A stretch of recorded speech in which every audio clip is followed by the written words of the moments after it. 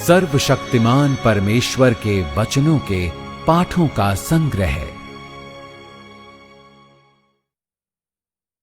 मसीह न्याय का कार्य सत्य के साथ करता है।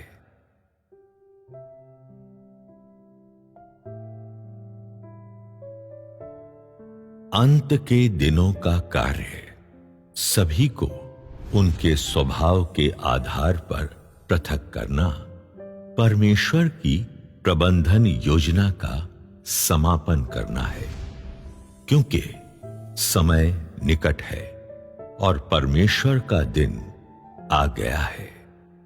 परमेश्वर उन सभी को जिन्होंने उसके राज्य में प्रवेश कर लिया है, अर्थात वे सभी लोग जो अंत तक उसके वफादार रहे हैं, स्वयं परमेश्वर के युग में ले जाता है।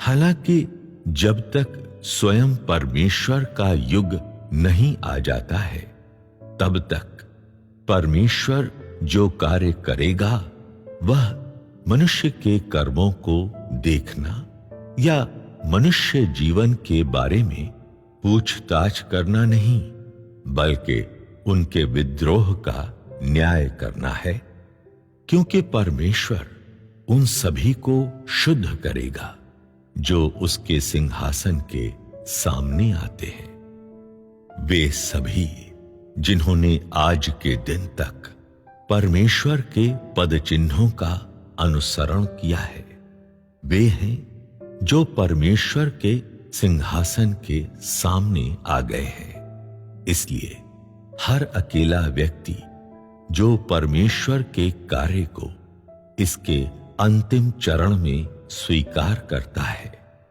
वह परमेश्वर द्वारा शुद्ध किए जाने की वस्तु है। दूसरे शब्दों में, हर कोई जो परमेश्वर के कार्य को इसके अंतिम चरण में स्वीकार करता है, वही परमेश्वर के न्याय की वस्तु है।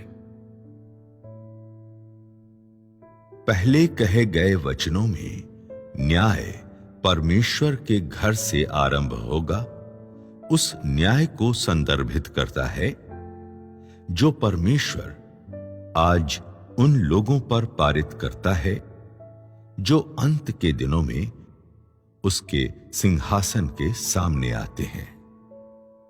शायद ऐसे लोग हैं जो ऐसी अलौकिक कल्पनाओं पर विश्वास करते हैं, जैसे कि जब अंतिम दिन आ चुके होंगे तो परमेश्वर स्वर्ग में ऐसी बड़ी मेज स्थापित करेगा जिस पर सफेद मेजपोश बिछा होगा और फिर परमेश्वर एक बड़े सिंहासन पर बैठेगा और सभी मनुष्य जमीन पर घुटने टेकेंगे। वह प्रत्येक मनुष्य के पापों को प्रकट करेगा और फलस्वरूप निर्धारित करेगा कि उन्हें स्वर्ग में आरोहण करना है या आग और गंधक की झील में डाला जाना है। इससे कोई फर्क नहीं पड़ता है कि मनुष्य किस प्रकार की कल्पना करता है। परमेश्वर के कार्य का सार नहीं बदला जा सकता है। मनुष्य की कल्पनाएं मनुष्य के विचारों की रचना से अधिक कुछ नहीं है और मनुष्य की देखी और सुनी हुई बातें जुड़कर और एकत्रित होकर उसके दिमाग से निकलती हैं।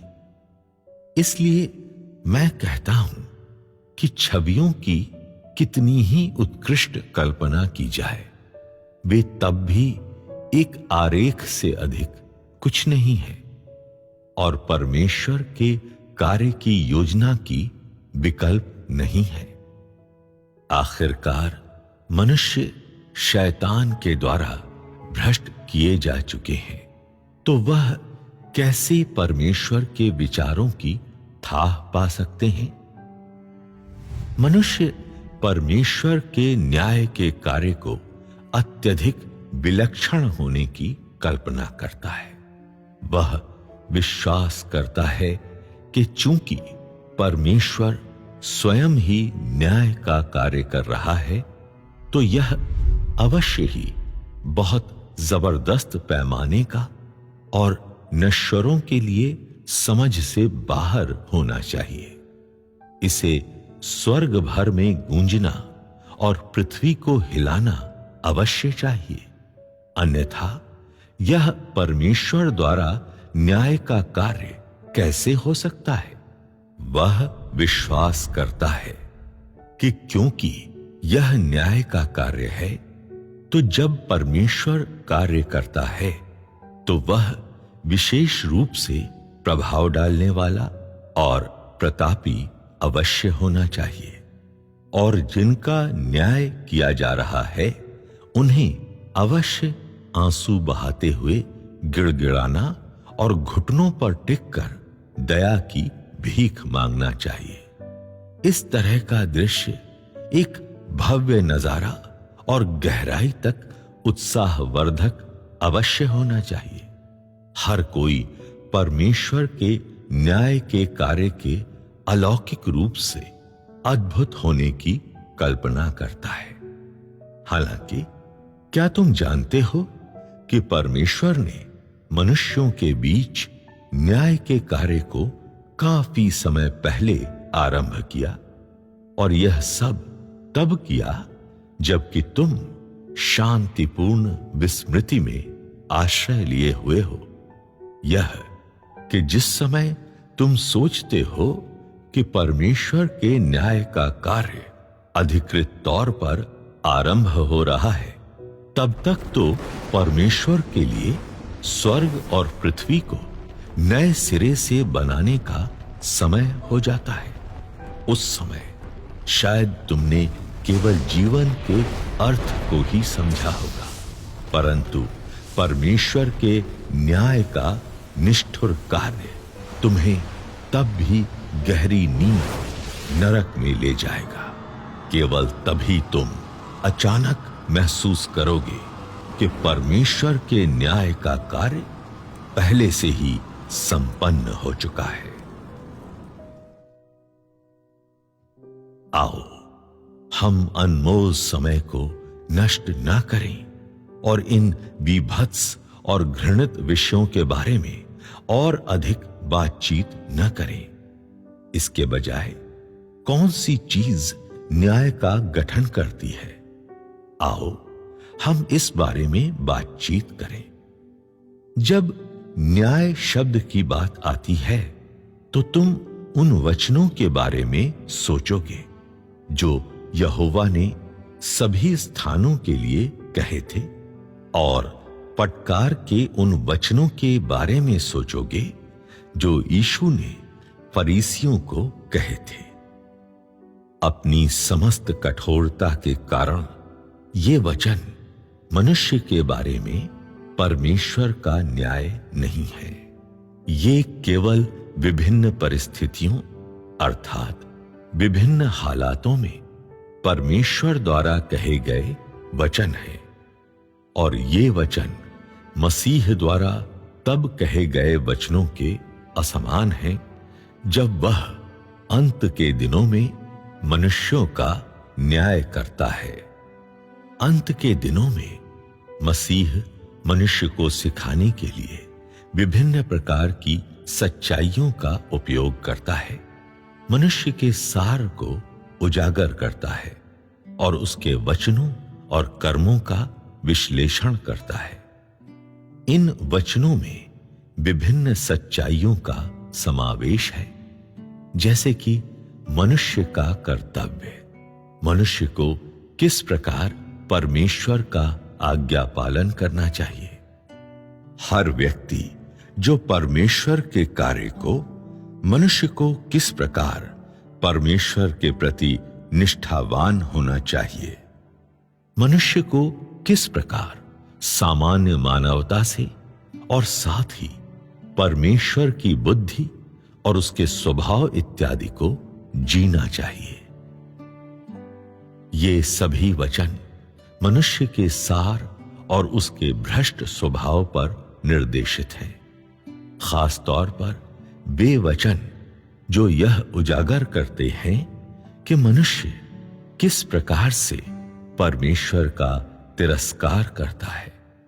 इस संबंध में बोले गए हैं कि किस प्रकार से मनुष्य शैतान का मूर्त रूप और परमेश्वर के विरुद्ध दुश्मन की शक्ति है।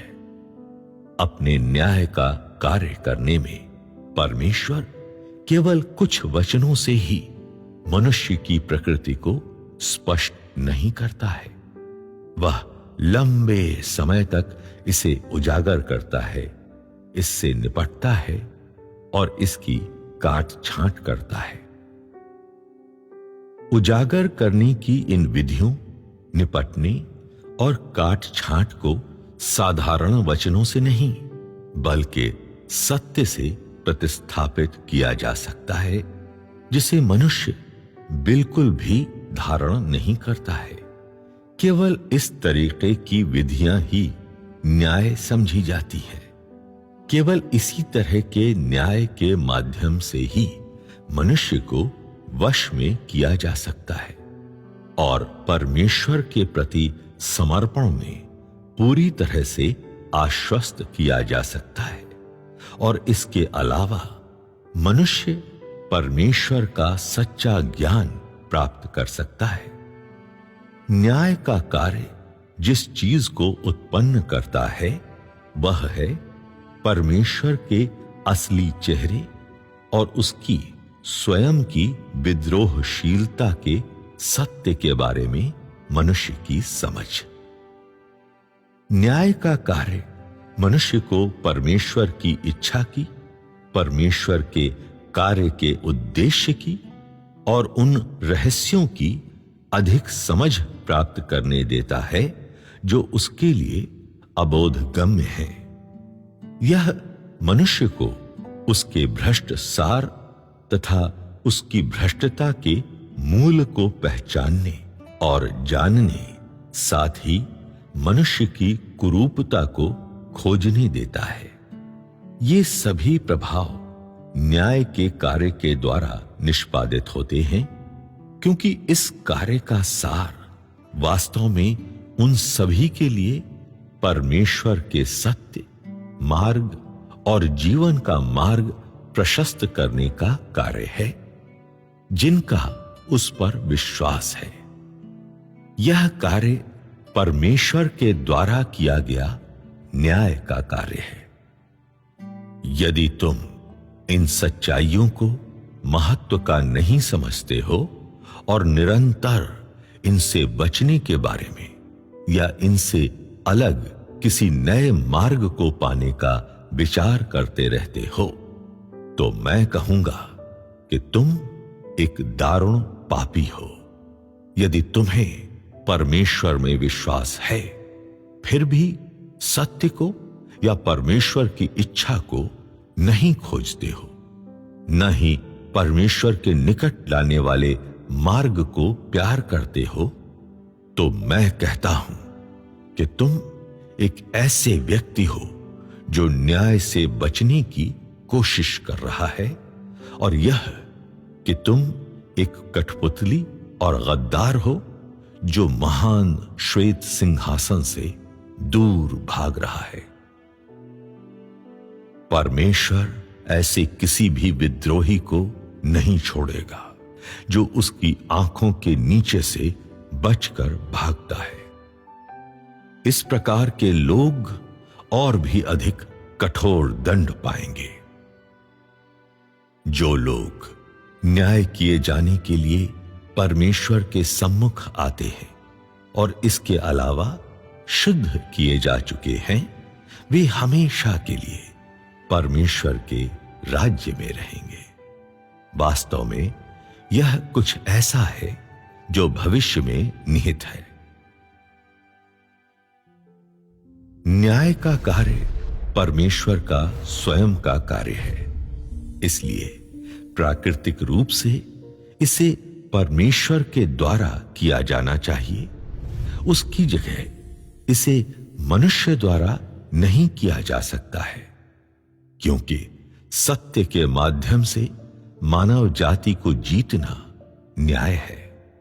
इसलिए यह निर्विवाद है कि तब भी परमेश्वर मनुष्यों के बीच इस कार्य को करने के लिए देहधारी छवि के रूप में प्रकट होता है, अर्थात अंत के दिनों में मसीह पृथ्वी के चारों ओर मनुष्यों को सिखाने के लिए और सभी सत्यों को उन्हें ज्ञात करवाने के लिए सत्य का उपयोग करेगा। यह परमेश्वर के न्याय का कार्य है।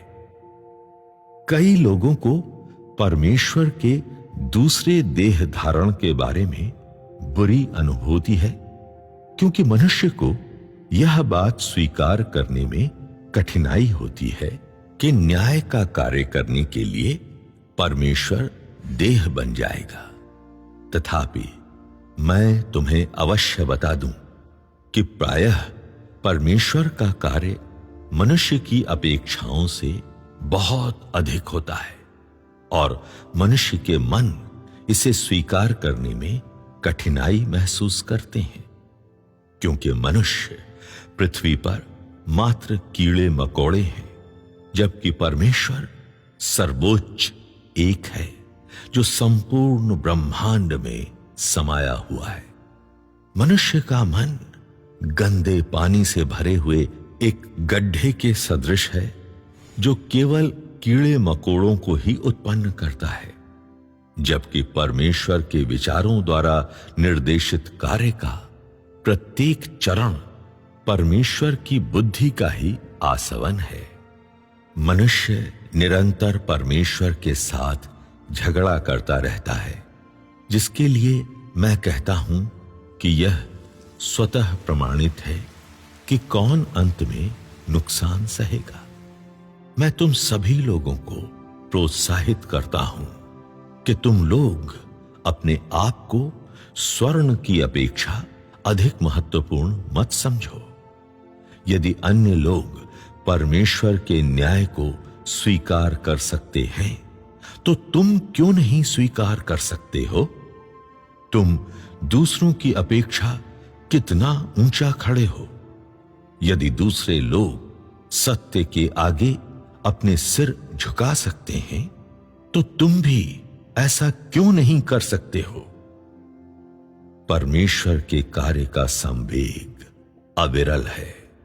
वह तुम्हारी योग्यता के वास्ते न्याय के कार्य को फिर से नहीं दोहराएगा और तुम इतने अच्छे अवसर को चूकने पर असीम पछतावे से भर जाओगे। यदि तुम्हें मेरे वचनों पर विश्वास नहीं है, तो बस आकाश में उस महान श्वेत सिंहासन द्वारा तुम पर न्याय पारित करने की प्रतीक्षा करो। तुम्हें अवश्य पता होना चाहिए कि सभी इस्राएलियों ने यीशु को ठुकराया और अस्वीकार किया था, मगर यीशु द्वारा मानव जाति के छुटकारे का तथ्य अभी भी ब्रह्मांड के सिरे तक फैल रहा है। क्या यह एक वास्तविकता नहीं है जिसे परमेश्वर ने बहुत पहले बनाया? यदि तुम अभी भी यीशु के द्वारा स्वर्ग में उठाए जाने का इंतजार कर रहे हो, तो मैं कहता हूं कि तुम एक जिद्दी अवांछित व्यक्ति हो। यीशु तुम जैसे किसी भी झूठे विश्वासी को अभी स्वीकृत नहीं करेगा, जो सत्य के प्रति निष्ठाहीन है और केवल आशीषों की ही मांग करता रहता है। इसके विपरीत वह तुम्हें 10,000 वर्षों तक जलने देने के लिए आग की झील में फेंकने में कोई दया नहीं दिखलाएगा। क्या अब तुम समझ गए कि न्याय क्या है और सत्य क्या है? यदि तुम समझ गए हो, तो मैं तुम्हें न्याय किए जाने हेतु आज्ञाकारी ढंग से समर्पित होने के लिए प्रोत्साहित करता हूं। अन्यथा तुम्हें कभी भी परमेश्वर द्वारा प्रशंसा किए जाने या परमेश्वर द्वारा उसके राज्य में ले जाए जाने का अवसर नहीं मिलेगा। जो केवल न्याय को स्वीकार करते हैं परंतु कभी भी शुद्ध नहीं किए जा सकते हैं, अर्थात जो न्याय के कार्य के बीच ही भाग जाते हैं, वे हमेशा के लिए परमेश्वर द्वारा नफरत किए जाएंगे और अस्वीकार कर दिए जाएंगे। फरीसियों के पापों की तुलना में उनके पाप बहुत अधिक हैं और अधिक दारुण हैं, क्योंकि उन्होंने परमेश्वर के साथ विश्वासघात किया है और वे परमेश्वर के विरुद्ध विद्रोही हैं। इस प्रकार के लोग जो सेवा करने के योग्य भी नहीं हैं, अधिक कठोर दंड प्राप्त करेंगे, ऐसा दंड जो इसके अतिरिक्त चिरस्थायी है। परमेश्वर किसी भी गद्दार को नहीं छोड़ेगा जिसने एक बार तो वचनों से वफादारी दिखाई मगर फिर परमेश्वर को धोखा दिया। इस तरह के लोग आत्मा, प्राण और शरीर के दंड के माध्यम से प्रतिफल प्राप्त करेंगे। क्या यह हूबहू परमेश्वर के धार्मिक स्वभाव को प्रकट नहीं करता है? क्या मनुष्य का न्याय करने और उसे प्रकट करने में यह परमेश्वर का उद्देश्य नहीं है? परमेश्वर उन सभी को जो न्याय के समय के दौरान सभी प्रकार के दुष्ट कर्म करते हैं, दुष्ट आत्माओं से पीड़ित स्थान में भेजता है। इन दुष्ट आत्माओं को इच्छानुसार उनके दैहिक शरीरों को नष्ट करने देता है। उनके शरीरों से लाश की दुर्गंध निकलती है और ऐसा ही उनके लिए उचित दंड है। परमेश्वर उन निष्ठाहीन, झूठे विश्वासियों, झूठे प्रेरितों और झूठे कार्यकर्ताओं के हर एक पाप को उनकी अभिलेख पुस्तकों में लिखता है। फिर जब सही समय आता है, वह उन्हें इच्छानुसार गंदी आत्माओं के बीच में फेंक देता है। इन अशुद्ध आत्माओं को अपनी इच्छानुसार उनके संपूर्ण शरीरों को दूषित करने देता है, ताकि वे कभी भी पुनः देह धारण नहीं कर सकें और दोबारा कभी भी रोशनी को नहीं देख सकें। वे पाखंडी जिन्होंने किसी समय सेवकाई की किंतु अंत तक वफादार बने रहने में असमर्थ हैं, परमेश्वर द्वारा दुष्टों में गिने जाते हैं, ताकि वे दुष्टों की सलाह पर चलें और उनकी उपद्रवी भीड़ का हिस्सा बन जाए। अंत में परमेश्वर उन्हें जड़ से मिटा देगा। परमेश्वर उन लोगों को अलग फेंक देता है और उन पर कोई ध्यान नहीं देता है जो कभी भी मसीह के प्रति वफादार नहीं रहे हैं या जिन्होंने कोई भी प्रयास समर्पित नहीं किया है, और युगों के बदलने पर उन सभी को जड़ से मिटा देगा। वे पृथ्वी पर अब और अस्तित्व में नहीं रहेंगे। परमेश्वर के राज्य में मार्ग तो बिल्कुल नहीं प्राप्त करेंगे। जो कभी भी परमेश्वर के प्रति ईमानदार नहीं रहे हैं किंतु परमेश्वर के साथ बेपरवाह ढंग से व्यवहार करने के लिए परिस्थितिवश मजबूर किए जाते हैं, उनकी गिनती ऐसे लोगों में होती है जो परमेश्वर के लोगों के लिए सेवा करते हैं। ऐसे लोगों की छोटी सी संख्या ही जीवित बचती है, जबकि बहुसंख्य उन लोगों के साथ तबाह हो जाएंगे जो सेवा करने के भी योग्य नहीं है। अंत में परमेश्वर उन सभी को जिनका मन परमेश्वर के समान है, लोगों को और परमेश्वर के पुत्रों को और साथ ही पादरी बनाए जाने के लिए परमेश्वर द्वारा पूर्व नियत लोगों को अपने राज्य में ले आएगा। परमेश्वर द्वारा अपने कार्य के माध्यम से प्राप्त किया गया आशा ऐसा ही होता है।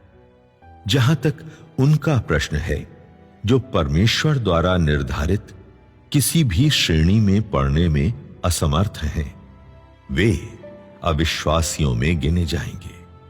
और तुम लोग निश्चित रूप से कल्पना कर सकते हो कि उनका परिणाम क्या होगा।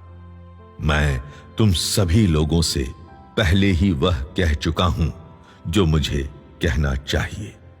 जिस मार्ग को तुम लोग चुनते हो वह तुम लोगों का लिया हुआ निर्णय होगा। तुम लोगों को जो समझना चाहिए वह है कि परमेश्वर का कार्य ऐसे किसी का भी इंतजार नहीं करता है जो उसके साथ तालमेल बनाए नहीं रख सकता है। और परमेश्वर का धार्मिक स्वभाव किसी भी मनुष्य के प्रति कोई दया नहीं दिखाता है।